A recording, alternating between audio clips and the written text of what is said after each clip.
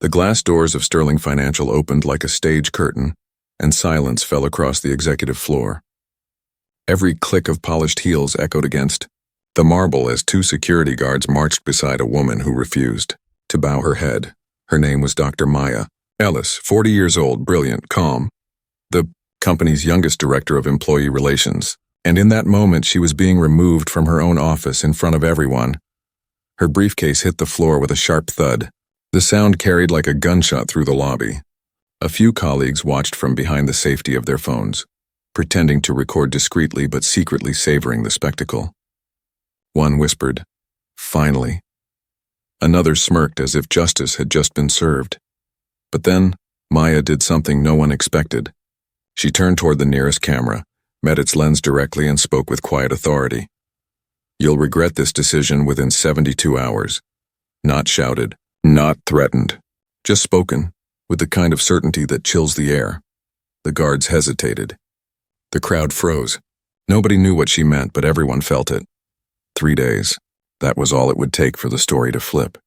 For every person in that lobby to wish they had kept their mouths shut, because what they didn't know, what not a single one of them had bothered to learn, was that Dr. Maya Ellis wasn't just another employee. She owned the ground they stood on, literally and legally, and this humiliation, it wasn't an ending. It was the beginning of a war that had already been planned months in advance. 3 hours earlier, in a conference room lined with glass walls and silver nameplates, the day had begun like any other. The mahogany table gleamed under chandelier light. The air smelled faintly of polished wood and expensive cologne. Maya sat across from Richard Hale, the company's CEO, a man known for his smooth voice and sharper decisions. He was flanked by executives who had all received the same secret memo the night before, a memo that said, "Terminate Dr. Ellis, make it clean." Richard tapped his silver pen against a document marked Workforce Optimization. The phrase was polite, corporate, and cold. It was a firing notice disguised as business strategy. "Maya," he began, tone dripping with that slow, deliberate condescension reserved for people who make you uncomfortable. "We've been reviewing your department's performance metrics." Maya kept her posture straight. "Our satisfaction scores rose 20% this quarter. Employee retention's up 18. The programs are working." Richard smiled faintly. "The numbers are fine, but the costs are not. We're spending millions on initiatives that don't deliver measurable profit." Every head around the table nodded on cue. The choreography was perfect. The decision had already been made long before she walked into that room. Then came the phrase that twisted her stomach. "We need someone more culturally aligned with our fiscal direction." There it was. A phrase designed to sound neutral but loaded like a weapon. Culturally aligned. Everyone in that room knew exactly what it meant, and who it was aimed at. Within seconds, the walls of glass turned that conference room into a fishbowl. Curious employees began to gather outside, pretending to check emails while recording on their phones. Maya realized she wasn't just being fired. She was being displayed. Richard pressed the intercom. "Security to conference room A." The guards arrived within 90 seconds, moving like clockwork. They began gathering her things with mechanical precision, her framed degrees and photos of her students, her awards for leadership, her father's old fountain pen. As the guards reached for her briefcase, something subtle caught the light, a gold monogram. 2 letters, Ellie. Most in the room missed it. But for those who knew what to look for, it was a signal. Maya calmly reached for her phone and said, "This meeting is being recorded." Richard's head snapped up. "That's against company policy." "I'm no longer your employee," she replied evenly. "And this is my personal device. On public property." Then, with everyone watching, she made a call. The speaker echoed across the silent room. "Lena, it's Maya. Move the timeline up." A pause. Then a steady voice answered. "Which timeline, Dr. Ellis?" "The Sterling acquisition." "Have the compliance files ready by morning." The CEO's face drained of color. Someone at the table muttered, "What acquisition?" Nobody moved. Nobody spoke. Maya ended the call, stood, and looked Richard in the eye. "You have 72 hours. I suggest you use them wisely." Then she walked out, leaving behind a conference room full of the most powerful people in the company, suddenly realizing they might have just made the most expensive mistake of their lives. Outside, the cameras kept rolling. But this time, every frame captured something none of them understood. The calm before a storm that had already begun. By the time Dr. Maya Ellis stepped into the black sedan waiting outside, the city skyline shimmered in the afternoon haze. Her phone buzzed with message after message, news alerts, gossip threads, internal emails. The story of her public termination was already spreading like wildfire through the financial world. Clips of her being escorted out were circulating on social media, accompanied by comments dripping with mockery. She was always so difficult. Finally, someone took her down. Diversity hire gone wrong. Each post was more venomous than the last, but Maya didn't flinch. Her gaze stayed fixed on the reflection of Sterling Financial's tower in the car window. The building looked so solid, so proud, but she knew better. The foundation was hollow. She had spent 18 months making sure of it. 3 hours earlier, before her dismissal, every digital document in that building had already been copied to off-site servers. Every email chain, every whispered slur caught on internal recordings, every falsified report, it was all preserved. Inside Sterling, panic began spreading faster than truth. Executives whispered in glass offices trying to rewrite what had just happened. Richard Hale tried to control the narrative before it reached the board. "We simply made a restructuring decision," he told a journalist over the phone, his voice slick with practiced calm. "It's about fiscal priorities, not politics." But his calm cracked when his assistant rushed in holding a tablet. "Sir, it's trending." "The footage, it's everywhere." He stared at the screen. There was Maya, poised and composed, her final words echoing across every platform. "You'll regret this decision within 72 hours." He felt the first shiver of something he hadn't felt in years. Fear. Meanwhile, across the city, Maya sat in her penthouse surrounded by screens. Her assistant, Lena, entered carrying 2 folders. "Everything's in motion," she said. "The compliance violations are worse than we expected." "How bad?" Maya asked without looking up. 47 cases of discrimination documented, 12 counts of retaliation, 3 involving direct fraud with government contracts. Maya finally looked up. "That's enough to dismantle them," Lena hesitated. "Do you want to begin the legal action now?" Maya's voice was calm. "Not yet. Let them believe they're still in control. Fear is more useful than anger." Back at Sterling, the damage was accelerating. Department heads received a company-wide memo drafted by HR Director Cynthia Price, the woman who had avoided eye contact during Maya's firing. "Effective immediately," it read. "All diversity initiatives are suspended pending review." It was supposed to sound neutral. It didn't. The memo spread across internal chats, screenshot after screenshot leaking to the public within minutes. In finance, the truth has a way of reaching the markets before it reaches the people. Sterling's stock price began to twitch. Investors whispered. Some began quietly selling their shares. That evening, Maya's name topped every trending list. But behind the outrage, behind the online debates about cancel, culture, and corporate responsibility, something else was happening.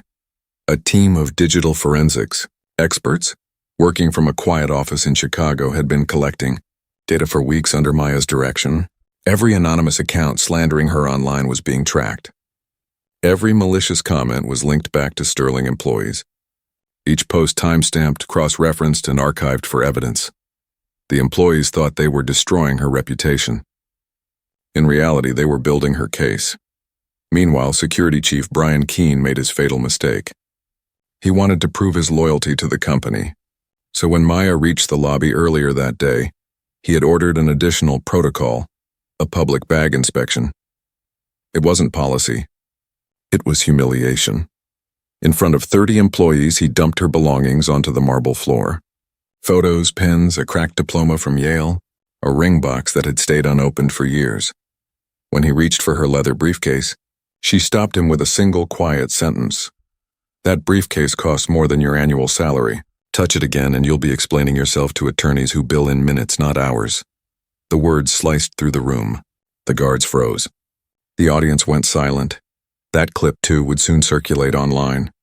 But this time the tone shifted. The public wasn't laughing anymore. Commenters started asking questions. Who was she?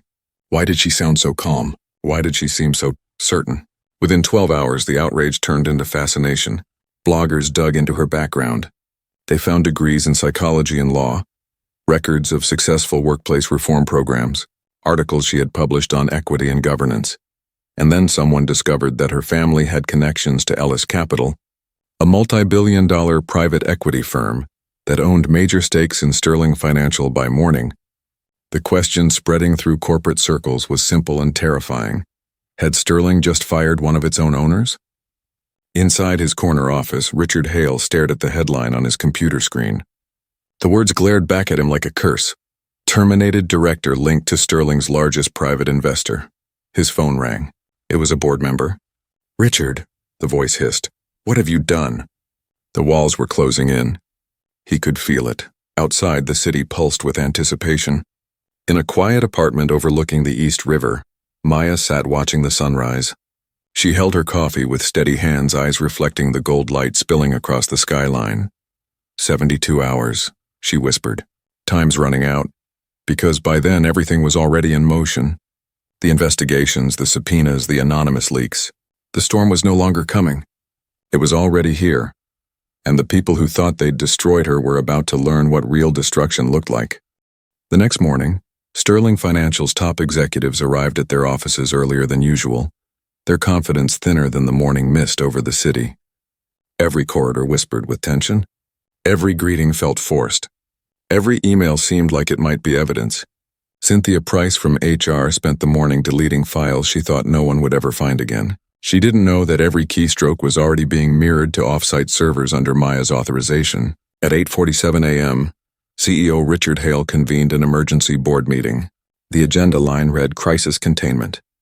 His voice, once steady and commanding, now trembled between phrases. "Someone needs to get ahead of this," he said. "We'll issue a statement, something neutral. We'll control the story before it spreads." But control was already gone. Outside those walls, journalists were connecting dots faster than his PR team could erase them. Maya's firing had become a national headline. News anchors debated her calm threat. Experts speculated about her motives, and investors were pulling back in waves. Across the city, Maya watched it all unfold from her office. A quiet workspace overlooking the river, lined with framed letters from people she had mentored. Her assistant Lena placed a phone on the table. "The press requests won't stop," she said. "They all want an interview." Maya shook her head. "Not yet. Silence speaks louder right now." Instead, she opened a laptop showing live stock data. Sterling Financial's price graph was dipping, small tremors building towards something catastrophic. She smiled faintly, not from vengeance but from certainty. Everything was proceeding exactly on schedule. At 10:15, Sterling's internal servers pinged a new message marked confidential, internal use only. The email originated from HR but had been composed under Richard's supervision.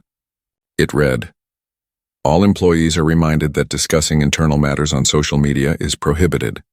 Breach of confidentiality will result in immediate termination." The message backfired instantly. Employees began leaking it to the press, claiming the company was silencing staff after a discriminatory firing. Within an hour, major outlets published the memo with commentary about corporate intimidation. By noon, Sterling Financial's reputation had shifted from admired to radioactive, and Maya hadn't said a single public word. In the legal department, two junior analysts stumbled upon documents Maya had quietly flagged months earlier. Unusual transfers, grant reallocations, accounts labeled diversity funding, funneled into executive bonuses. They brought the files to Cynthia Price. Her face went pale. "Where did you get these?" "They were in the compliance drive," one said, under a folder labeled Archive. That folder didn't exist anymore, at least not on any server Cynthia could access. Maya had copied it all long before. By 2 p.m., panic seeped into every department. Rumors whispered of federal interest, secret investigations, frozen accounts. Managers deleted old emails. Employees whispered about resignations. One intern scrolling through Twitter muttered, "They're saying she's connected to Ellis Capital. If that's true, we're finished." When Richard heard that name again, he called his general counsel. "Tell me it's not true," he demanded. "Tell me she doesn't have that kind of power." The lawyer hesitated too long. "It appears her family's fund owns a significant share. Roughly 33%. Richard's mouth went dry. "She set us up," he whispered. At that exact moment, Maya was in a meeting across town, in a high-rise with floor-to-ceiling windows and a view of the same skyline Richard was now glaring at. Around her sat a small group, lawyers, analysts, and her assistant, Lena. "The evidence is clean," said one attorney, sliding a thick binder across the table. "Misuse of federal diversity grants, 47 documented violations, 12 retaliation cases. The language in these emails alone could carry civil penalties." Maya nodded. "And the recordings?" Lena opened a folder on her tablet and pressed play. Richard's voice filled the room, echoing through hidden microphones. "We need someone who fits better, someone culturally compatible." Then laughter, then agreement. It was all there. The tone, the intent, the prejudice dressed in professionalism. Maya closed the tablet and exhaled. "That's enough. Should we go to the press first?"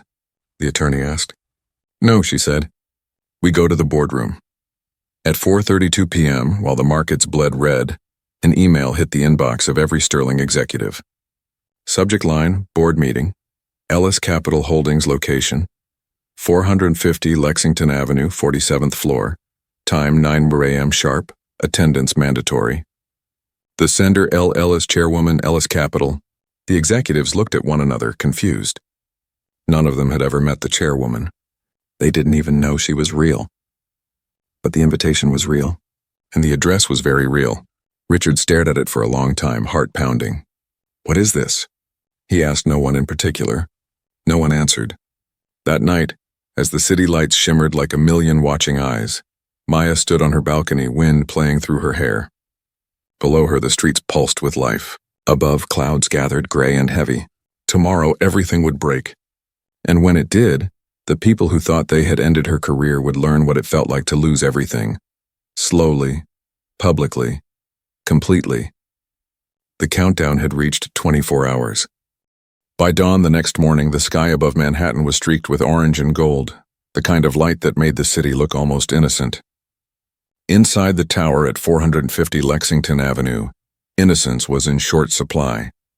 One by one, Sterling Financial's executives stepped out of their black cars, dressed in suits that suddenly felt too heavy.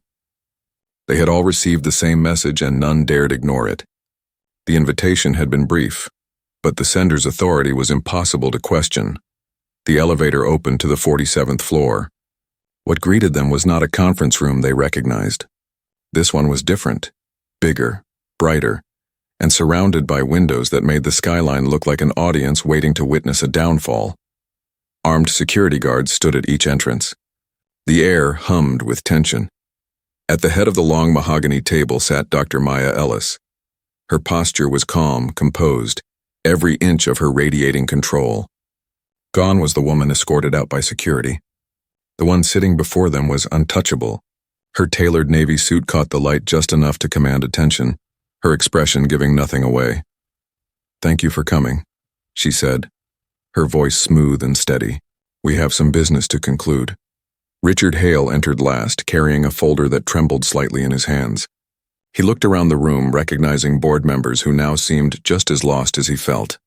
"Maya," he began cautiously, forcing a weak smile. "If this is about severance or—" "Dr. Ellis," she corrected him gently. "And no, Richard, this isn't about severance." Her tone carried the kind of finality that left no room for misunderstanding. Before he could reply, Maya pressed a button on a small remote. The massive wall screens behind her came alive, displaying documents, spreadsheets, and internal emails with damning clarity. "These," she said, "are the records from the past 3 years. Transfers of federal grant money meant for diversity programs, redirected into executive bonuses and travel accounts. 47 instances of discriminatory hiring practices. 12 documented acts of retaliation." Cynthia Price's hand flew to her mouth. Her name was on one of the documents, Maya continued, her voice even, each word deliberate. "This evidence has been verified by federal compliance investigators and Ellis Capital's legal division. What happens next depends entirely on your cooperation." Richard sank into his chair. You were investigating us?" Maya nodded. 18 months. Every meeting, every memo, every whisper you thought went unnoticed, you set us up." He snapped. "I documented you," she replied calmly. "There's a difference." She gestured to the screens, where videos began to play. Recordings from office, cameras showing snippets of conversations that now sounded far more dangerous under the sterile light of evidence. Richard's own voice echoed through the speakers. We can't keep throwing money at these diversity theatrics. We need cultural alignment. The silence afterward was suffocating. Maya's attorney, seated beside her, spoke for the first time. For context, cultural alignment in these internal discussions directly referred to the systematic exclusion of minority applicants. What you called cost-cutting, the law defines as discrimination. Cynthia Price whispered something under her breath, but it came out too loud in the tense quiet. We didn't mean harm. Maya turned her gaze toward her, not unkindly. Intent doesn't erase damage. The doors opened and a woman in a charcoal suit entered carrying a sleek briefcase. She introduced herself as Lena Ellis, chairwoman of Ellis Capital.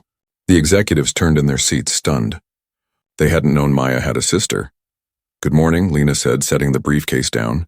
For those unaware, Ellis Capital owns 33% of Sterling Financial. We've been conducting an internal audit for over a year. What you're seeing is only the surface. Richard's throat tightened.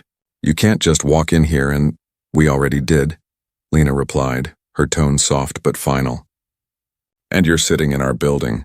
Maya leaned forward. You have 3 choices. The words were calm, but the room could feel the power shift. Option 1, she began. You resign immediately, cooperate fully with federal investigators, and retain your pensions. You'll face minimal penalties and avoid prison time. She paused, giving them just enough space to imagine the other options. Option 2, you remain in your positions under strict federal oversight. Every decision, every promotion, every dollar spent will be reviewed by external auditors for the next 5 years. Richard swallowed hard. And option 3? Maya's tone never changed. You resist. We proceed with full criminal prosecution.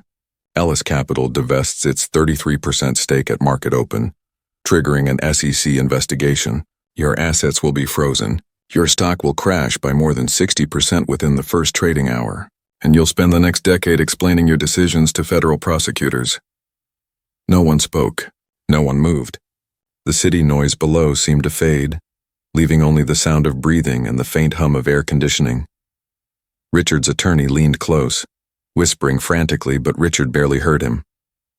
His eyes were fixed on Maya, the woman he'd once humiliated in front of the entire company, now dictating the terms of his future. She stood, gathering her papers with measured calm. You have until market close on Friday. After that, I stop offering choices.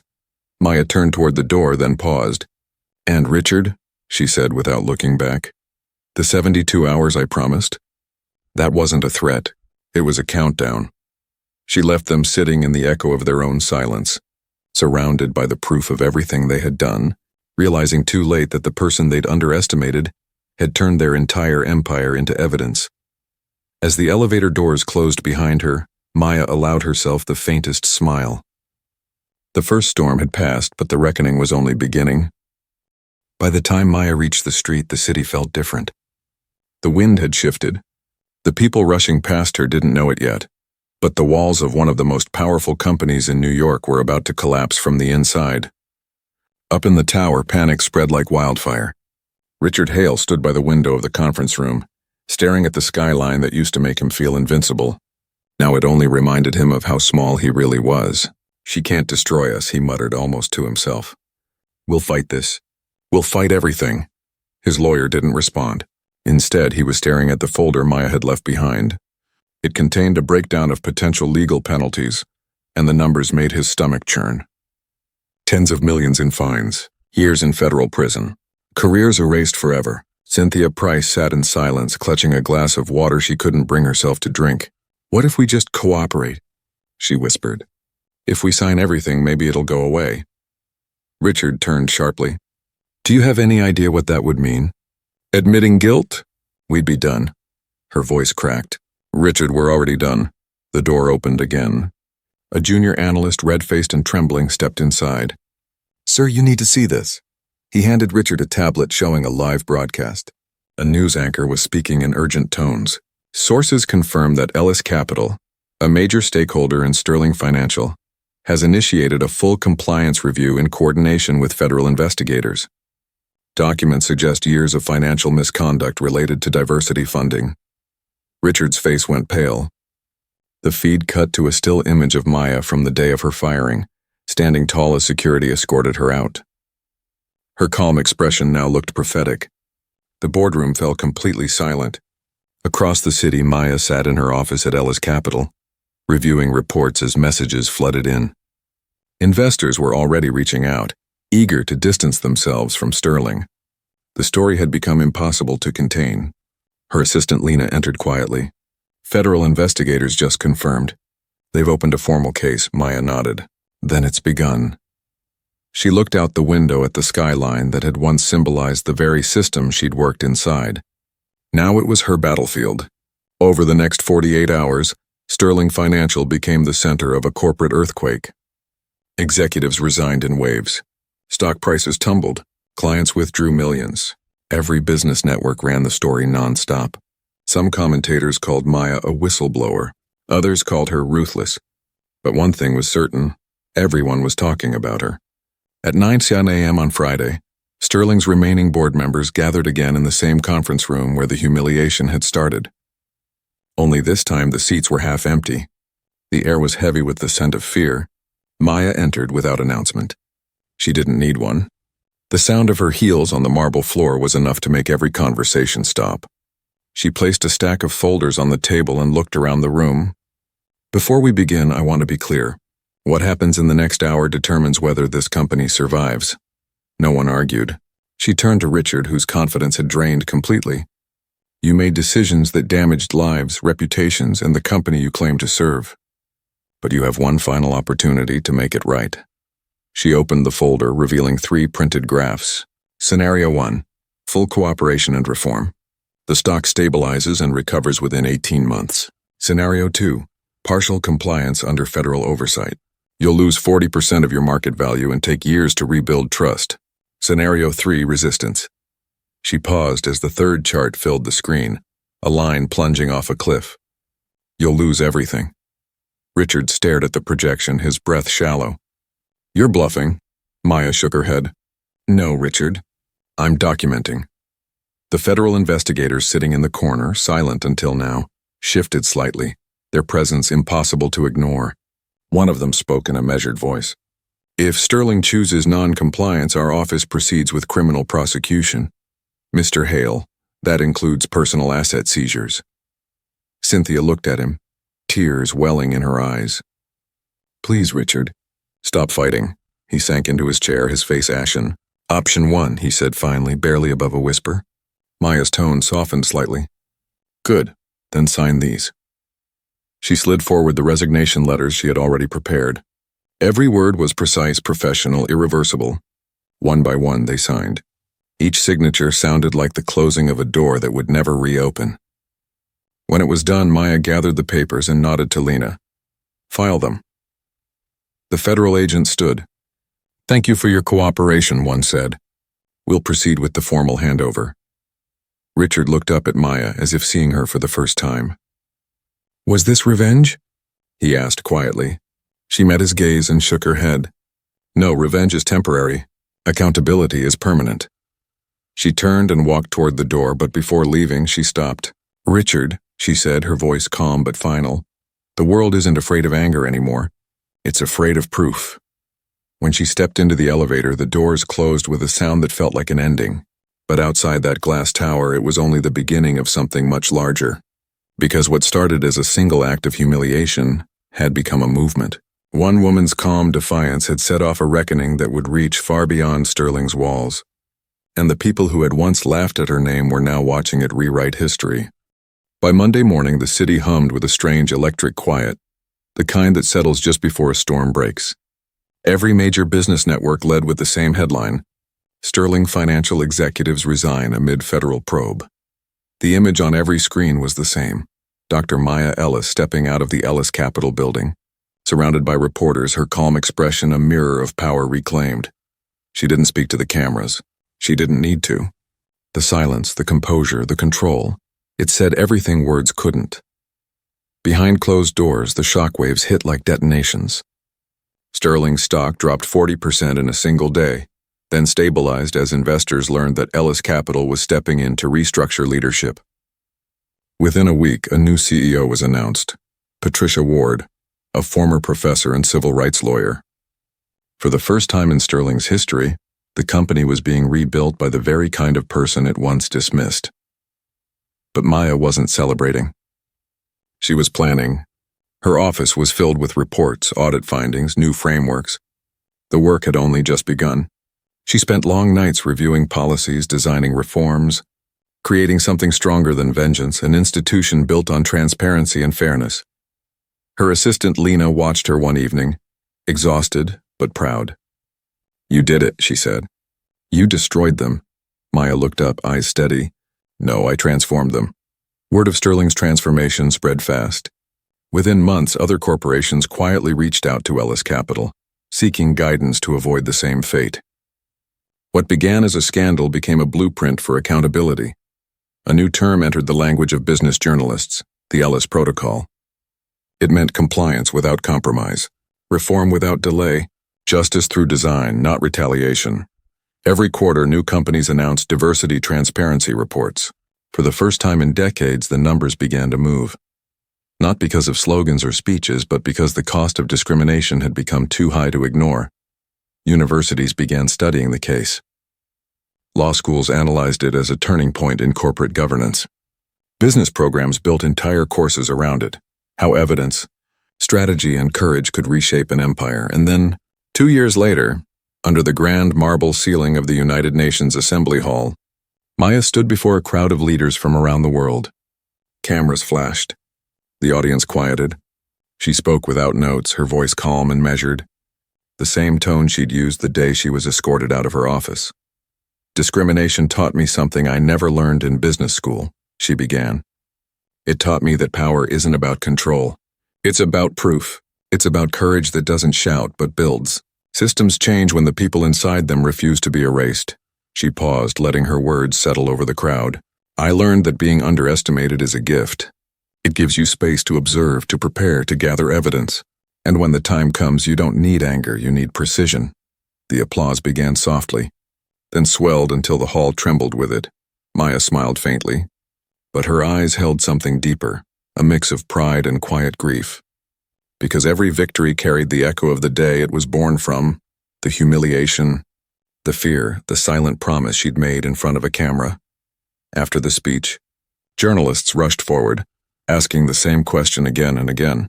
"What comes next?" Maya answered simply, "We keep watching." Her new firm, Ellis Accountability Group, began deploying undercover investigators into corporations across the world. They weren't spies.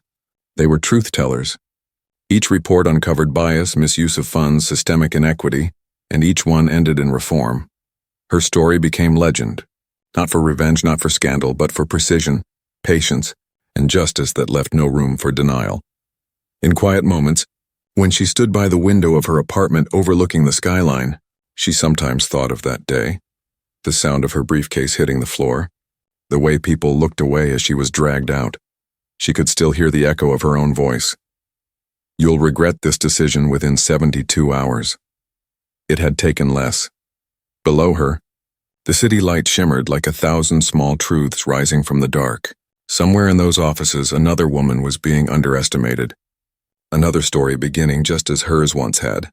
Maya smiled, whispering into the night, "Now it's your turn."